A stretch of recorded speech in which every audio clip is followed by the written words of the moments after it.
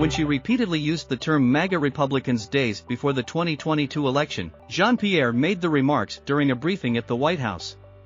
The U.S. Office of Special Counsel, the independent federal agency that enforces the Hatch Act, issued a warning to Jean-Pierre, saying that while she violated limits on executive branch employees engaging in political activities, the White House counsel's office did not at the time believe that Ms. Jean-Pierre's remarks were prohibited. Why were Jean-Pierre's remarks investigated? The U.S. Office of Special Counsel, or OSC, received a complaint from a group called Protect the Public's Trust. The group is led by Michael Chamberlain, an appointee to the Education Department during the Trump administration.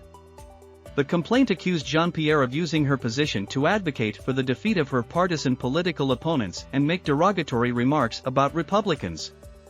It noted that Jean-Pierre made the remarks from the podium in the White House's press briefing room, less than a week before the November 8 general election. The group asked the OSC to investigate, to prevent similar actions, and to impose penalties as appropriate. What did Jean-Pierre say in 2022? In both her prepared remarks to start the November 2, 2022, briefing as well as in the Q&A, a portion with journalists, Jean-Pierre referred to MAGA Republican officials, describing them at one point as politicians who don't believe in the rule of law. Jean-Pierre used the term MAGA 4 times.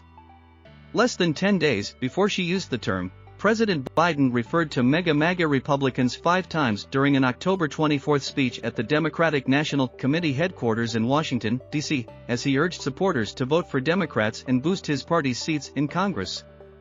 As you might recall from recent history, the Hatch Act does not apply to the president and vice president. What did the OSC find? The OSC concluded that Jean-Pierre did violate the Hatch Act, noting that the legislation prohibits a covered employee from using her official authority or influence for the purpose of interfering with or affecting the result of an election. Jean-Pierre a warning letter. Ana Galindo Morone, who leads the OSC's Hatch Act unit, added in a letter to protect the public's trust.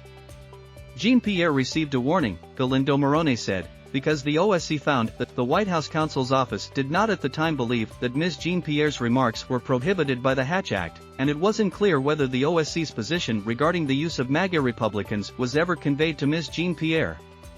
Protect the Public's Trust published its correspondence with the OSC after the agency shared its findings with the group.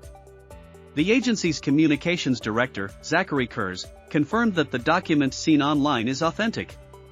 What does Jean-Pierre say now, /strong/H3P when asked about the findings? Jean-Pierre described the OSC's action as retroactive, adding, "We did not know their opinion, we were given the green light to actually say the comments that I made."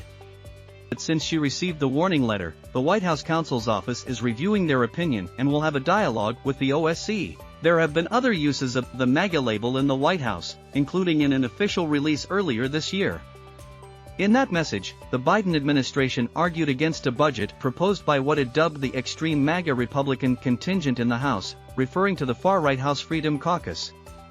Of course, not all conservatives view the MAGA label as an unwelcome term.